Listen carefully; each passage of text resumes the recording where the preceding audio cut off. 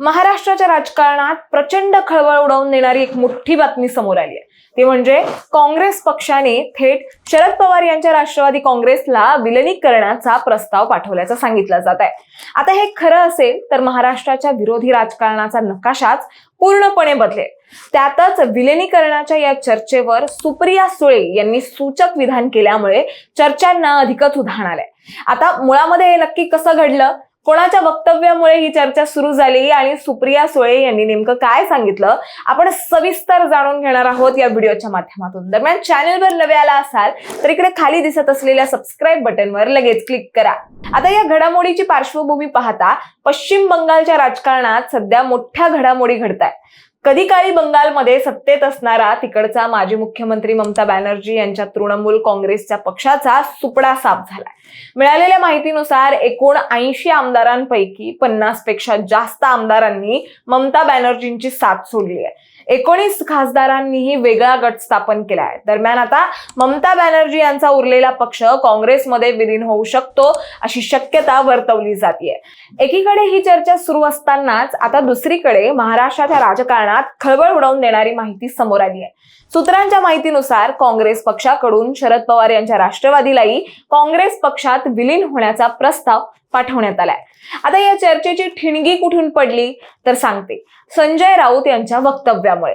पत्रकार परिषदेत बोलताना संजय राऊत म्हणाले होते की काँग्रेसमधूनच वेगळ्या झालेल्या पक्षांनी शरद पवार यांच्या नेतृत्वात काँग्रेसशी एकत्र यावं। तृणमूल काँग्रेस आणि राष्ट्रवादी यांनी काँग्रेसमध्ये विलीन व्हावं असं त्यांचं मत होतं। काँग्रेस पासून वेगळे होऊन ज्या लोकांनी स्वतंत्र पक्ष स्थापन केले त्यांनी पुन्हा एकत्र यायला हवंय। जर काँग्रेस विचारधारेची लोक एकवटले तर कुठेतरी पंतप्रधान नरेंद्र मोदी यांच्या विरोधात एक मोठं आव्हान उभं करता येईल असंही राऊत यांनी सांगितलं। दरम्यान राऊतांच्या या वक्तव्यानंतर अशोक गेहलोत आणि काँग्रेसची बैठक झाली असल्याचं बोललं जात आहे। विशेष म्हणजे संजय राऊत यांच्या वक्तव्यावर काँग्रेसचे ज्येष्ठ नेते अशोक गेहलोत यांनी सहमती दर्शवली।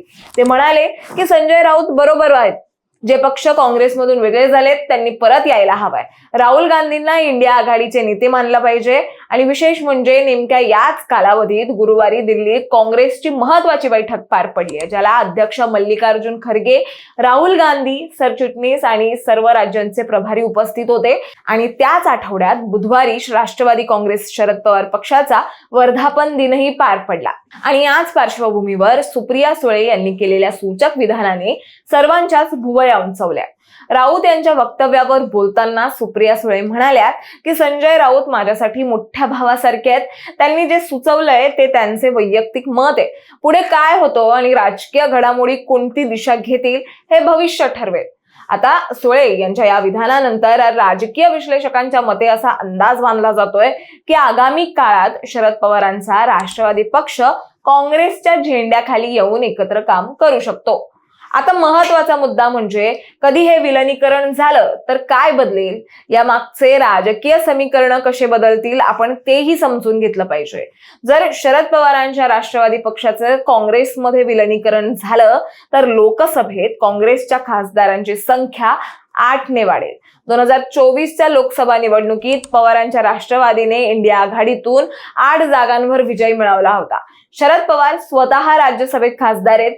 सुप्रिया सुळे, निलेश लंके, अमोल कोल्हे, अमर काळे यांच्यासह 8 लोकसभा खासदार आहेत। तर राष्ट्रवादी काँग्रेस पक्षाची निर्मिती 1999 साली काँग्रेस पक्षातूनच झाली होती। तेव्हापासून दोन्ही पक्ष विचारधारेत जवळ राहिले।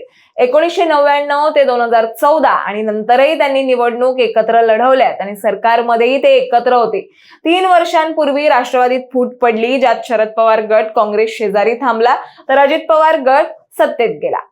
तर TV9 मराठीने सूत्रांच्या हवाल्याने चालवलेल्या बातमीनुसार विलिनीकरण करायचं की नाही याबाबत येणाऱ्या 15 ऑगस्ट पर्यंत निर्णय होण्याची शक्यता आहे। दोन्ही बाजूंमध्ये चर्चा सुरू असल्याचंही सूत्रांनी सांगितलंय। आता हे विलिनीकरण होणार की नाही हे अजून स्पष्ट झालेलं नाहीये, पण एक गोष्ट नक्की आहे, महाराष्ट्राच्या विरोधी राजकारणात आता मोठ्या हालचाली सुरू आहेत। तुम्हाला काय वाटतं, शरद पवारांनी राष्ट्रवादी काँग्रेसमध्ये विलीन करावं का हे आम्हाला कमेंटमध्ये नक्की सांगा। आणि अशाच माहितीपूर्वक व्हिडिओ बघण्यासाठी लगेचच सबस्क्राईब करा प्राईम टाइम महाराष्ट्राला।